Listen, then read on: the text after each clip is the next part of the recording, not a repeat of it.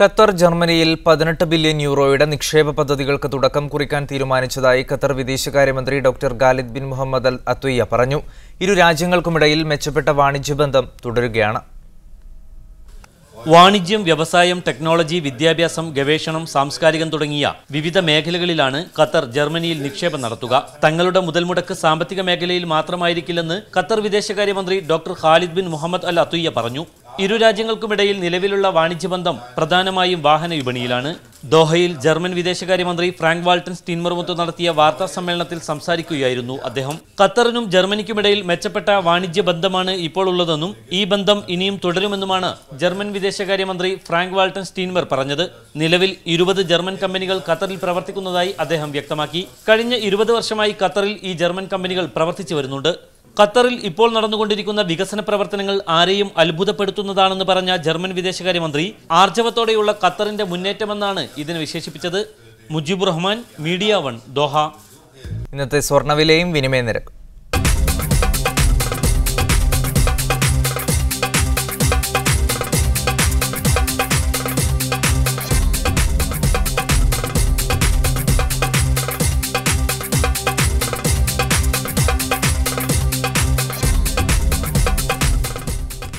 കഴിഞ്ഞയാഴ്ച നടന്ന വിശുദ്ധ കഅബാലയം കഴുകൽ ചടങ്ങിൽ പങ്കെടുക്കാൻ കഴിഞ്ഞതിന്റെ നിർവൃതിയിലാണ് ജിദ്ദയിലെ യുവ ബിസിനസ്സുകാരൻ മലപ്പുറം പട്ടർക്കടവൻ അബ്ദുൾ റഹീം. വിവിധ രാജ്യങ്ങൾ തമ്മിലുള്ള നേതാക്കൾക്കും നയതന്ത്രജ്ഞർക്കും സൗദി രാജകുടുംബങ്ങൾ തുടങ്ങിയവർക്കൊപ്പമാണ് ഇദ്ദേഹം ചടങ്ങിൽ പങ്കെടുത്തത്. ജിദ്ദയിലെ യുവ ബിസിനസ്സുകാരനും അൽസഹ്റാനി ബിസിനസ് ഗ്രൂപ്പ് സിഇഒയുമായ 24 വയസ്സുകാരൻ അബ്ദുറഹീമിന് ഈ അപൂർവ സൗഭാഗ്യത്തിന് അവസരം ലഭിച്ചത് അവിചാരിതമായിട്ടായിരുന്നു. രാജകുടുംബവുമായും കഅബയുടെ താക്കോൽ സൂക്ഷിപ്പുകാരായ അൽഷൈബി കുടുംബവുമായുള്ള ബന്ധമാണ് റഹീമിനെ വിശുദ്ധ ഗേഹത്തിന്റെ ഉള്ളിലെത്തിച്ചത്. പ്രതീക്ഷിക്കാതെ എത്തിയ ഈ ഭാഗ്യത്തെ ജീവിതത്തിൽ ലഭിച്ച ഏറ്റവും വലിയ അനുഗ്രഹമായിട്ടാണ് റഹീം കാണുന്നത്. നമ്മൾ സംഘമായിട്ട് കയറിയിട്ട് അവിടെ ഉള്ളൊക്കെ കയറിയുമ്പോൾ ഫസ്റ്റ് തന്നെ നമുക്ക് അവിടെ കഅബൻ്റെ ഉള്ളിൽ നിസ്കരിക്കാൻ 2 റക്അത്ത് സുന്നത്ത് എല്ലാവരും നിസ്കരിക്കണം. അതേപോലെ തന്നെ നമുക്ക് എല്ലാവർക്കും നിസ്കരിക്കാനുള്ള അവസരം കിട്ടി. അതിൻ്റെ ഉള്ളിലുള്ളൊരു ബാബ് തോബ എന്ന് പറയുന്ന ആ ബാബിൻ്റെ അവിടെ പോയിട്ട് നമുക്ക് പഠിച്ചവനോട് എല്ലാത്തിനെ കാവലിനെ തേടാനും ഒരു അവസരം കിട്ടി. പഠിച്ചവൻ്റെ ബേത്ത് എന്ന് പറയുന്ന ഇതിനുള്ള കയറിയപ്പോൾ വല്ലാത്തൊരു ജീവിതത്തിലുണ്ടായ ഒരു അനുഭവമാണ്. അൽഹംദുലില്ലാ. ചടങ്ങ് നടക്കുന്നതിന് തലേന്നാളാണ് ക്ഷണം ലഭിച്ചത്. നേരത്തെ തന്നെ ഹറമിലെത്തി തന്റെ ഊഴം കാത്തിരുന്നു. ഓരോ ചെറുസംഘങ്ങളായാണ് കഅബയുടെ അകത്തേക്ക് പ്രവേശിച്ചിരുന്നത്. Mecca governor Mishal bin Abdullah, Haram കാര്യവകുപ്പ് മേധാവി ഡോക്ടർ അബ്ദുറഹ്മാൻ അൽ സുദൈസ് എന്നിവരുടെ നേതൃത്വത്തിലുള്ള സംഘമാണ് ആദ്യം അകത്ത് പ്രവേശിച്ചത്. തുടർന്നാണ് റഹീം ഉൾപ്പെടുന്ന സംഘത്തിന് അവസരം ലഭിച്ചത്. എസിയോ ഫാനോ ഒന്നുമില്ലാതെ തന്നെ കഅബാലയത്തിനകത്ത് നല്ല തണുപ്പ് അനുഭവപ്പെട്ടതായി റഹീം പറയുന്നു. ചുവരുകളിൽ കഅബ പുതുക്കിപ്പണിതതിന്റെ വിവരങ്ങളും ഖുർആൻ സൂക്തങ്ങളും രേഖപ്പെടുത്തിയിരിക്കുന്നു. 3 തൂണുകളും അകത്തുണ്ട്. മലപ്പുറം പട്ടർക്കടവ് അബ്ദുറഹ്മാന്റെയും ഖദീജയുടെയും മകനായ റഹീം 15 വർഷമായി സൗദിയിലുണ്ട്. ജിദ്ദ ഇന്ത്യൻ സ്കൂളിലായിരുന്നു പ്രാഥമിക വിദ്യാഭ്യാസം. കേരളത്തിൽ നിന്നും അഹമ്മദ് MP, വ്യവസായി MA Yusuff Ali, MK group chairman MK Abdulla, Markaz Karanthur vice president Sayyid Jeelani Yusuf Koya Vailathur എന്നിവരും കഅബ കൈകൽ ചടങ്ങിൽ സംബന്ധിച്ചിരുന്നു. Sadiq Ali Thuvur, media 1, Jeddah. പ്രമുഖ താരങ്ങളുടെ അഭാവം ലോകകപ്പിന്റെ ശോഭ കെടുത്തുമോ? ഈ വിഷയം ഇന്ന് പരിശോധിക്കുന്നു ന്യൂസ് 1 മിഡിൽ ഈസ്റ്റ്. ഇന്ന് നമ്മോടൊപ്പം ഷക്കീബ് കൊളക്കാടൻ, മാധ്യമപ്രവർത്തകനും മുൻ ഫുട്ബോൾ താരവുമാണ് അദ്ദേഹം. ഒപ്പം മാധ്യമപ്രവർത്തകൻ ലിയോ രാധാകൃഷ്ണൻ, കായിക നിരീക്ഷകൻ മുനീർ NP എന്നിവർ ഈ ചർച്ചയിൽ പങ്കെടുക്കുന്നു. ആദ്യം ശ്രീ മുനീർ NP, വലിയ ആവേശത്തോടെയും പ്രതീക്ഷയോടെയുമാണ് സോക്കർ പ്രേമികൾ ലോകകപ്പ് ഫുട്ബോളിന്റെ അരങ്ങേറ്റത്തിനായി കാത്തിരിക്കുന്നത്. ആ ഒരു ഘട്ടത്തിലാണ് എല്ലാവർക്കും അല്പം സങ്കടം ഉണ്ടാക്കിക്കൊണ്ട് ചില വാർത്തകൾ പുറത്തു വരുന്നത്. പ്രമുഖരായ താരങ്ങൾക്ക് പരിക്കേറ്റിരിക്കുന്നു, അവർക്ക് ചിലപ്പോൾ ലോകകപ്പിൽ കളിക്കാൻ അവസരമുണ്ടായേക്കില്ല എന്ന തരത്തിൽ വലിയ പ്രതീക്ഷയോടെ വലിയ കാത്തിരിപ്പോടെ ഇരിക്കുന്ന ആളുകൾക്ക് അല്ലെങ്കിൽ ലോകകപ്പിന് ഏതെങ്കിലും തരത്തിലുള്ള ഒരു നിറമങ്ങൽ ഇവരുടെ അഭാവം കൊണ്ട് ഉണ്ടാകുമോ? തീർച്ചയായും ഇത് 2014 വേൾഡ് കപ്പ് നിറമങ്ങലിന്റെ സൂചന തന്നെയാണ്. പ്രത്യേകിച്ചും വേൾഡ് കപ്പ് പോലുള്ള വലിയ ടൂർണമെന്റുകൾ ലോകമെമ്പാടുമുള്ള ഫുട്ബോൾ ആരാധകർ കാത്തിരിക്കുന്നത് വലിയ വലിയ താരങ്ങളുടെ കളി കാണുക എന്ന ഒരു ആസ്വാദനത്തിന് കൂടി വേണ്ടിയാണ്.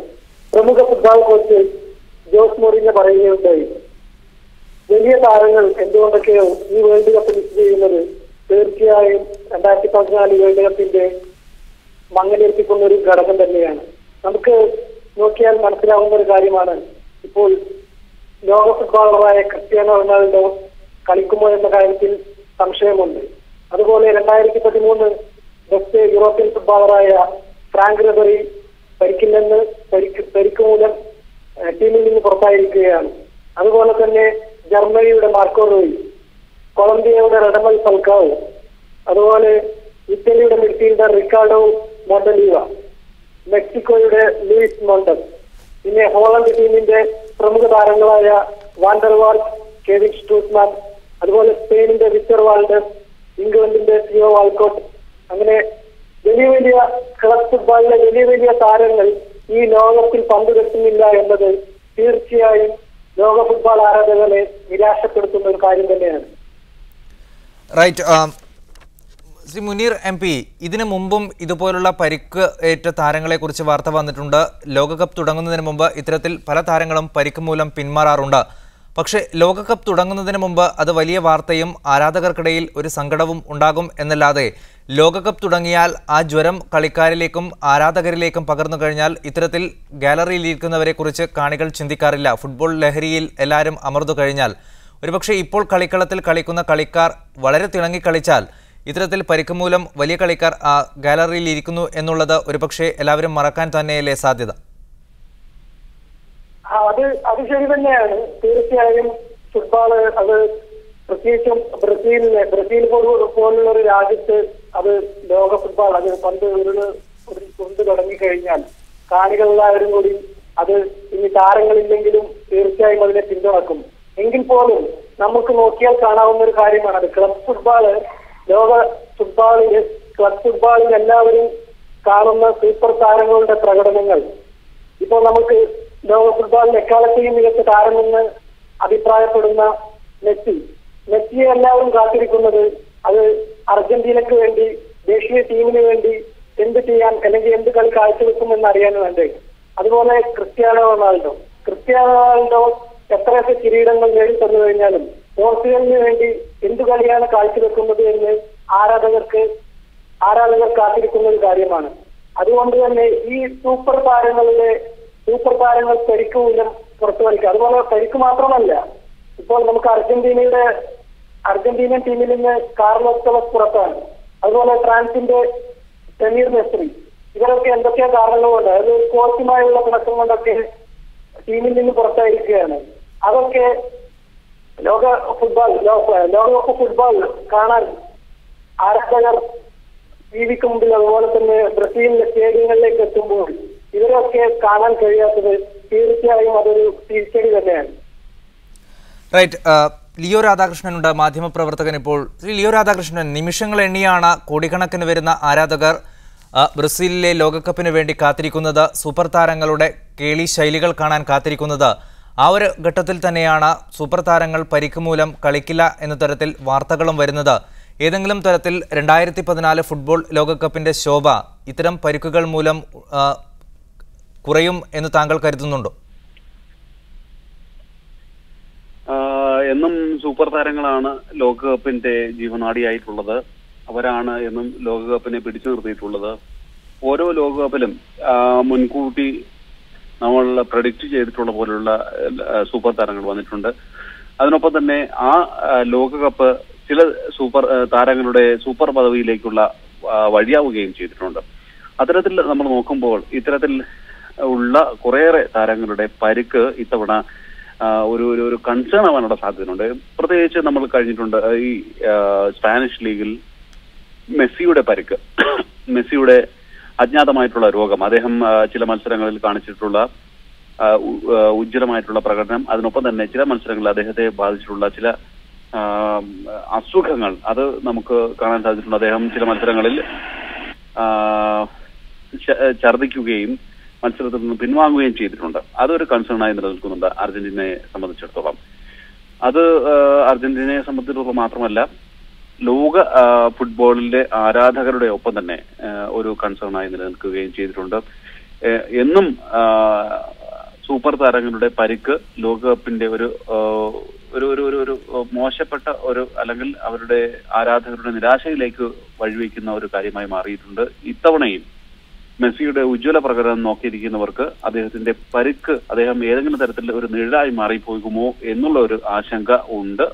അതോടൊപ്പം തന്നെ പരിക്ക് അലട്ടുന്ന ഒരു നല്ലൊരു ടീമായി അല്ലെങ്കിൽ പരിക്കിന്റെ കൂട്ടത്തിൽ പെടുത്താവുന്ന കുറേയേറെ ടീമുകൾ നമുക്ക് മുന്നിലേക്ക് ഇത്തവണ വരുന്നുണ്ട് എന്നുള്ളത് ഈ ബ്രസീൽ ഇത്തവണത്തെ ലോകകപ്പിന്റെ വലിയൊരു പ്രശ്നമായി നിലനിൽക്കുന്നുണ്ട്. എല്ലാ തവണയും ഇത്തരത്തിൽ വലിയ ഒരു പ്രശ്നം നമുക്ക് മുന്നിലേക്ക് വന്നിട്ടുമുണ്ട്. റൈറ്റ്. ശ്രീ ഷക്കീബ് കൊളക്കാടൻ, ഫുട്ബോളുമായി ബന്ധപ്പെട്ട് ഇപ്പോൾ സോഷ്യൽ മീഡിയകളിലടക്കം പ്രചരിക്കുന്ന ഒരു തമാശയുണ്ട്. പരിക്ക് മൂലം ഗാലറികളിലിരിക്കുന്ന താരങ്ങൾ ചേർന്ന് ഒരു ടീമുണ്ടാക്കിയാൽ അവരെ വെല്ലുവിളിക്കാൻ പറ്റിയ ഒരു ടീം ഇന്ന് വേൾഡ് കപ്പിലില്ല എന്ന തരത്തിൽ അത്രയും പ്രമുഖരായിട്ടുള്ള സൂപ്പർ താരങ്ങളെല്ലാം പരിക്ക് മൂലം ലോകകപ്പിൽ നിന്ന് പിന്മാറുന്നു എന്ന തരത്തിലാണ് വാർത്തകൾ വരുന്നത്. ഇത്രയും കോടികൾ മുടക്കി ഇത്രയും വലിയ തയ്യാറെടുപ്പോടുകൂടി ഇത്രയും വലിയ ഒരു ആരാധക വൃന്ദം കാത്തിരിക്കുന്ന ഒരു ഫുട്ബോൾ മാമാങ്കത്തിൽ നിന്ന് പ്രമുഖർ പരിക്ക് മൂലം പിന്മാറുന്നു എന്നുള്ളത് കൊണ്ട് മാത്രം അതിന്റെ ശോഭ ഏതെങ്കിലും തരത്തിൽ ഇല്ലാതാകുമോ? ഇവിടെ നിരവധി വേൾഡ് കപ്പുകളിൽ നമുക്കറിയാം, കഴിഞ്ഞ വേൾഡ് കപ്പിലെല്ലാം തന്നെ പല സൂപ്പർ താരങ്ങളെയും സൃഷ്ടിച്ചിട്ടുള്ളത് വേൾഡ് കപ്പിൽ വെച്ചാണ്. വേൾഡ് കപ്പിന് മുമ്പ് ലിസ്റ്റ് ചെയ്തിട്ടുള്ള താരങ്ങളെല്ലാം പുറകോട്ട് പോവുകയും അല്ലെങ്കിൽ മങ്ങിപ്പോവുകയും ചെയ്തിട്ട് പുതിയ താരങ്ങൾ പൗലോ റോസി, അതുപോലെ ഫാബിയോ കനവാര പോലുള്ള ഫുട്ബോൾ താരങ്ങളെ സൃഷ്ടിച്ചിട്ടുള്ളത് മിക്ക വേൾഡ് കപ്പിലും വെച്ചാണ്. അതിനു മുമ്പ് നമ്മൾ ഇത്തരം ആളുകളെ ഒന്നും നമ്മുടെ മുൻനിരയിലേക്ക് കൊണ്ടുവരാൻ ആഗ്രഹിച്ചിരുന്നില്ല. അതുപോലെ തന്നെ പലരെയും വാട്ടർസൺ പോലുള്ള താരങ്ങളെ അവര് വേൾഡ് കപ്പിൽ മങ്ങിപ്പോകുന്നതും നമ്മൾ കണ്ടിട്ടുണ്ട്. ഇത്തവണ നമ്മൾ നിരീക്ഷിച്ചിട്ടുള്ള, നമ്മൾ ലിസ്റ്റ് ചെയ്തിട്ടുള്ള പല രാജ്യങ്ങളും അതുപോലെ തന്നെ പല താരങ്ങളും മങ്ങിപ്പോകുന്ന ഒരു കാഴ്ചയും, അതുപോലെ തന്നെ നമ്മൾ തീരെ ലിസ്റ്റ് ചെയ്യാത്ത ടീമുകൾ മുൻനിരയിലേക്ക്, പ്രധാനമായും ബെൽജിയം പോലുള്ള ടീമുകൾ, ഉറുഗ്വേ പോലുള്ള ടീമുകൾ മുൻനിരയിലേക്ക് വരികയും ചെയ്യുന്നു. അറ്റ്ലീസ്റ്റ് അവർ സെമി ഫൈനലെങ്കിലും എത്തുന്ന ഒരു കാഴ്ച നമ്മൾ ഈ 12-ാം തീയതി മുതൽ ബ്രസീലിൽ കാണാൻ പോവുകയാണെന്നാണ് എന്റെ അഭിപ്രായം. ഒരുപാട് താരങ്ങൾ, അതിൽ മിക്ക താരങ്ങളും പരിക്കിന്റെ പിടിയിലാണെങ്കിലും ഒന്നോ രണ്ടോ കളി കഴിഞ്ഞാൽ അവര് ടൂർണമെന്റിലേക്ക് തിരിച്ചു വരുന്നത് നമ്മൾ ബ്രസീലിൽ കാണാൻ കഴിയും എന്നാണ് എന്റെ അഭിപ്രായം. റൈറ്റ്. ശ്രീ മുനീർ MP, പലപ്പോഴും അപ്രതീക്ഷിതമായിട്ടുള്ള കാര്യങ്ങളാണ് ഫുട്ബോൾ മൈതാനത്ത് സംഭവിക്കാറ്. അതുകൊണ്ട് തന്നെ സൂപ്പർ താരങ്ങൾക്ക് പരിക്ക് പറ്റി എന്നുള്ളത് കൊണ്ട് ഫുട്ബോളിന്റെ ശോഭകടം എന്ന് പ്രതീക്ഷിക്കാൻ കഴിയുമോ? കാരണം സൂപ്പർ താരങ്ങളുടെ പ്രഭാവം കൊണ്ട് അല്ലെങ്കിൽ അവരുടെ കേളി മികവ് കൊണ്ട് പല നല്ല കളിക്കാരും ഗാലറിയിൽ ഇരുന്നിട്ടുണ്ട്. ഇവർ കളിക്കുന്നില്ല എന്നുള്ളത് കൊണ്ട് ഇവർ ഒരുപക്ഷെ അവസരം ലഭിച്ചാൽ ഇത്തരം കളിക്കാർക്ക് അത് പ്രയോജനപ്പെടുത്താനുള്ള വലിയൊരു അവസരമാവുകയും ചെയ്യും. അതുകൊണ്ട് തന്നെ പുതിയ ഒരുപാട് താരങ്ങൾക്ക് മുന്നോട്ട് വരാൻ ഒരു അവസരമാകില്ലേ ഇത്തരത്തിൽ? ഈ സൂപ്പർ താരങ്ങളില്ല എന്നതുകൊണ്ട് മാത്രം ലോകകപ്പ് ഫുട്ബോളിന്റെ ശോഭ കുറയും എന്നുള്ളത് ഒരു അസ്ഥാനത്തായ ഒരു ചർച്ച തന്നെയല്ലേ? ഇല്ല, അത് അസ്ഥാനത്തായ ചർച്ച എന്ന് പറയാൻ കഴിയില്ല.